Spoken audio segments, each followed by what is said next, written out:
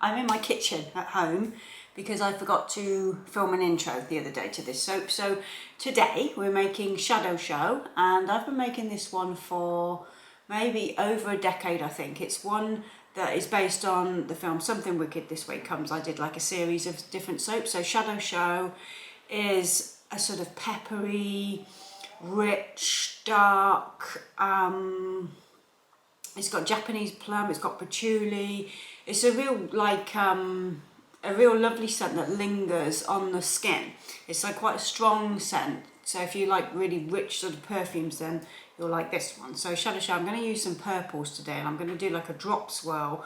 So I'm using like 3 different purples. So I'm pouring like one whole colour and then the next whole colour, so like all of each colour rather than like bits and bits and bits and bits. I'm using like all of the colour, then the next one, then the next one, and then saving a little bit for the top. And I think I'm going to do like another mica in oil swirl. So yeah, stay tuned and we'll get to making. Let me move this stool. Okay, I'm just going to make my white. So I've just got a bit of water in there in this little container. I'm just going to put in some titanium dioxide, only a little bit. I just don't want the batter colour. I want white to contrast with my purples today. And I'm using 2 different purples, so we're going to have a dark one and a light one, and I think I'm just going to do a drop swirl today. So I'm using Mica Mama Lilac, which is a pale purple, and then Mineral Makeup Ingredients Iridescent Violet, which is like a slightly darker purple. So we're going to use these 2. I'm just waiting for my lye to be ready, and then we can get pouring. Righty ho, I'm going to mix my lye into my oils now. So I'm making 2 loaves today of this.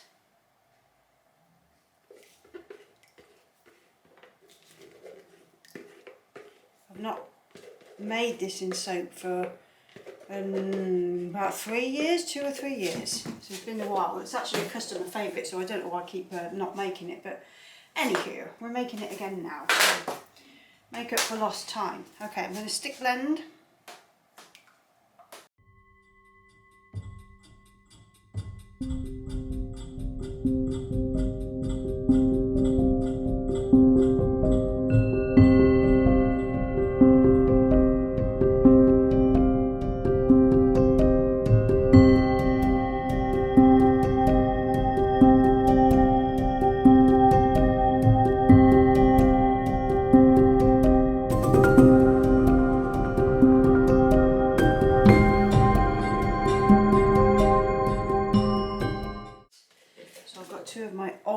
Jugs here that have gone a bit cloudy.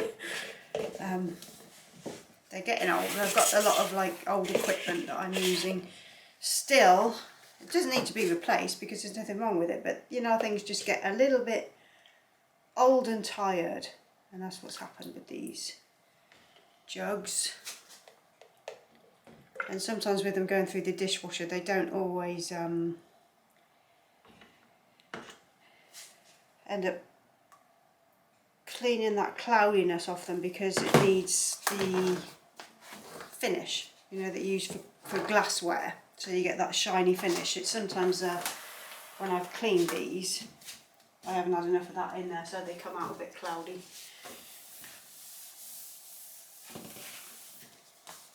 Right then, I'm going to put my dark in this side. So here it is, Iridescent Violet, again by Mineral Makeup Ingredients. I think they've changed their name now, I can't remember what they're called though. If you Google them, you'll find them. That's if you're, that's 2 teaspoons, if you're in the UK or the EU. And then my Lilac by Michael Mama. It's actually a really lovely shade of lilac. I'm going to put 2 of those. And then the white can go in there in a minute. So move those over to the side so I don't spill them everywhere. And then the white I've got mixed in this little container. And I'm just going to put that in to the side here. Put that to the side. And I think I'm just going to stir that white a minute.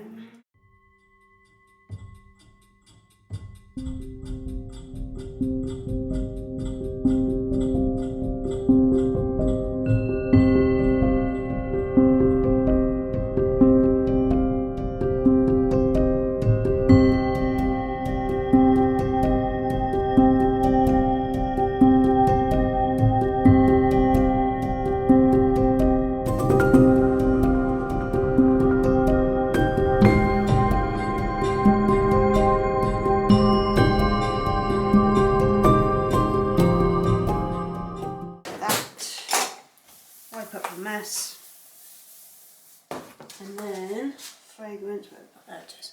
Okay, so it comes out quite dark, this fragrance. It's got a bit of patchouli oil in there, so I'm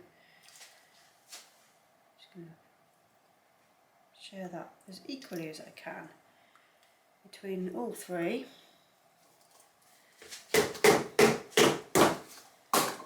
And just stir it in. Okay, so I'm going to pour my dark purple first.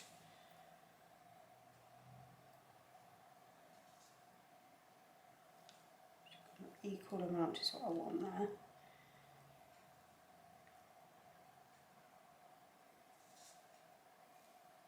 Put it on that side.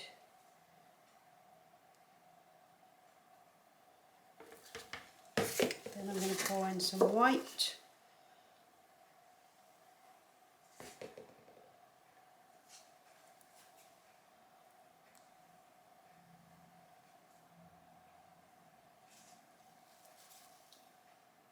And a bit more, and a bit more, and then the lilac.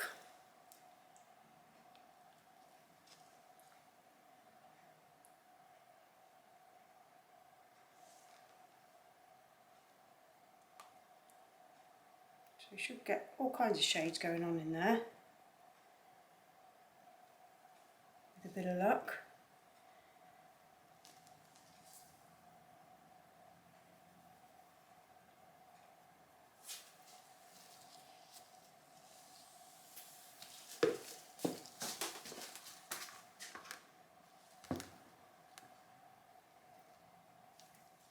Okay, so just decided to do a little mica and oil swirl there, so I'm just going to drizzle this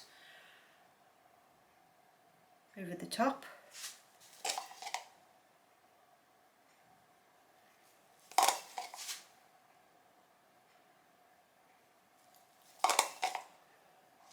Okay, and I'm just going to do this quickly.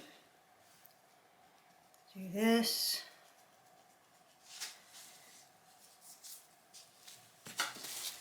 Then I'm going to take that same spoon actually, and we'll just go round and round again,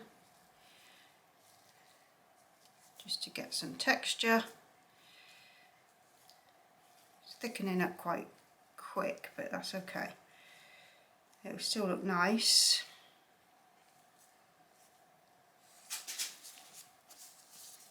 There.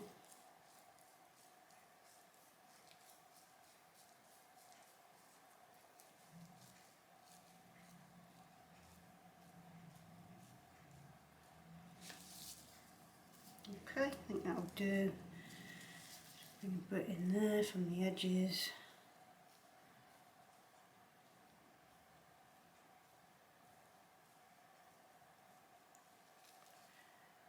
And a bit from there. I just don't want that to be too high on one side. Alright, that is Shadow Show, so I'll be back to cut that one and see how it turned out. Okay, I just got this lined up. I've had to put a little sticky there because my block fell off. So I just thought, let's just use a sticker. So the only thing with these cutters is it doesn't have a block, like a gauge, so you have to make your own. So, here's our drop swirl, look at that.